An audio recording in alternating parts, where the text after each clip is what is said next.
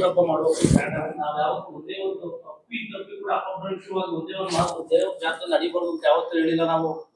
ಅವ್ರು ಕೂಡ ಇನ್ನ ಬರಲ್ಲೇ ಮಾಡ್ಕೊಳಲ್ಲ, ಜಾತ್ರೆನೇ ಬೇಡ ಬರೋ ಅಂತ ಅವ್ರು ಹೋಗಿರ್ಬೋದು, ನಾವ್ ಯಾವತ್ತು ಅದನ್ನ ಹೇಳಿಲ್ಲ.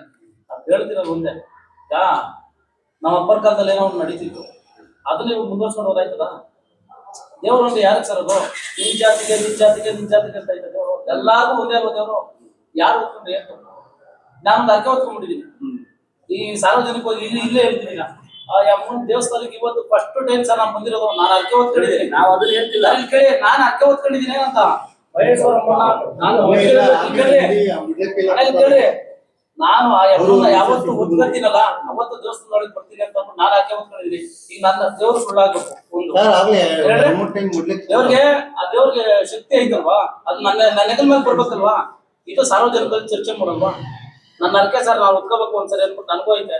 ಆತರ ನಮ್ಗೆ ಎಷ್ಟೋ ಜನಕ್ಕೆ ಇರ್ತದೆ, ನಾವು ಅದನ್ನ ಅವಕಾಶ ಮಾಡ್ಕೊಡ್ರಿ ಅಂತ ಅಷ್ಟೇ ಕೇಳ್ತಿರೋದು. ಅದ್ರಲ್ಲಿ ಸರ್ ಕಂಡೀಷನ್ಸ್ ಏನ್ ಗೊತ್ತಾ ಸರ್? ಅಸಾಮಾನ್ಯ ಕಟ್ಟಿಸಿದ್ರೆ ಮಾತ್ರ